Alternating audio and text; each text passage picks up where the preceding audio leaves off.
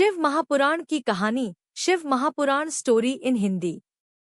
शिव महापुराण हिंदू धर्म के 18 प्रमुख पुराणों में से एक है, जिसमें भगवान शिव की महिमा, उनके जन्म, लीलाओं और भक्तों के साथ उनके संबंधों का विस्तार से वर्णन किया गया है।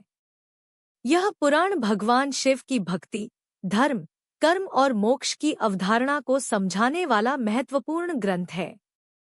शिव महापुराण का संक्षिप्त सारांश। 1. शिव महापुराण की उत्पत्ति। शिव महापुराण की रचना स्वयं महर्षि वेदव्यास ने की थी। इसमें 24,000 श्लोक हैं और इसे 7 संहिताओं, खंडों में विभाजित किया गया है। विद्येश्वर संहिता, रुद्र संहिता, शत्रुद्र संहिता, कोटिरुद्र संहिता, कैलास संहिता, वायवीय संहिता और उमा संहिता। 2. शिवजी का जन्म और स्वरूप। भगवान शिव को अजन्मा और अनादि माना गया है।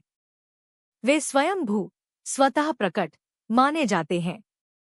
शिव महापुराण के अनुसार वे ब्रह्मांड के संहारक और पुनर्सृजन करता है। उनका स्वरूप रुद्र के रूप में भयंकर है, लेकिन वे दयालु और करुणा से भरे हुए भी हैं। 3. शिव पार्वती विवाह। सती, जो दक्ष प्रजापति की पुत्री थी, भगवान शिव की पत्नी थी। जब दक्ष ने भगवान शिव का अपमान किया, तो सती ने हवन कुंड में आत्मदाह कर लिया। बाद में सती ने पार्वती के रूप में पुनर्जन्म लिया और कठोर तपस्या कर भगवान शिव को फिर से प्राप्त किया। इस तपस्या से प्रसन्न होकर भगवान शिव ने पार्वती से विवाह किया। 4. गणेश और कार्तिकेय का जन्म। शिव पार्वती के 2 पुत्र थे, भगवान गणेश और भगवान कार्तिकेय। एक बार माता पार्वती ने अपने उपटन से गणेश जी को बनाया और उन्हें द्वारपाल नियुक्त किया।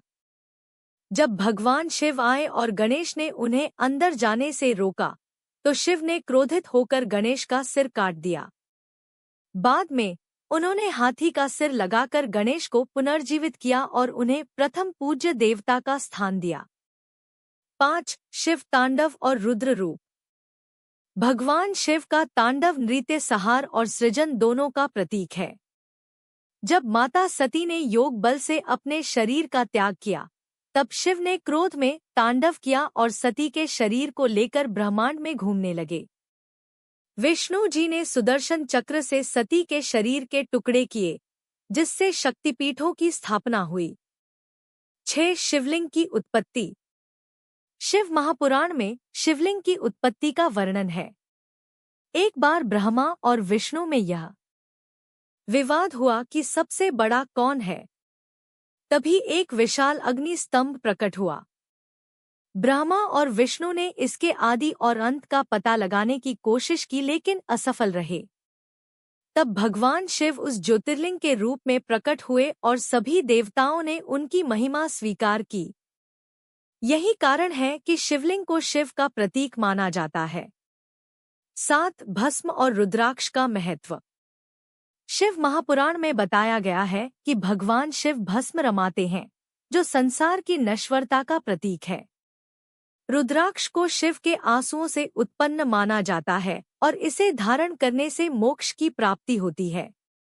8. शिव भक्तों की प्रमुख कथाएं। इस पुराण में भक्तों की कई प्रसिद्ध कथाएं मिलती हैं, जैसे मार्कंडेय ऋषि, जिन्होंने भगवान शिव की आराधना करके मृत्यु को पराजित किया।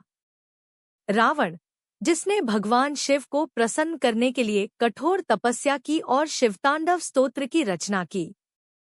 भक्त गोरा कुम्हार और संत नामदेव, जिन्होंने शिव भक्ति के माध्यम से उच्च आध्यात्मिक ज्ञान प्राप्त किया।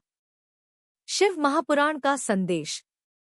शिव महापुराण बताता है कि भक्ति से हर प्रकार की बाधाओं को पार किया जा सकता है। यह हमें सिखाता है कि अहंकार का नाश अनिवार्य है। शिव जी की कृपा प्राप्त करने के लिए सत्य, अहिंसा, भक्ति और तपस्या आवश्यक है। निष्कर्ष। शिव महापुराण केवल भगवान शिव की कथा नहीं, बल्कि जीवन जीने की कला भी सिखाता है।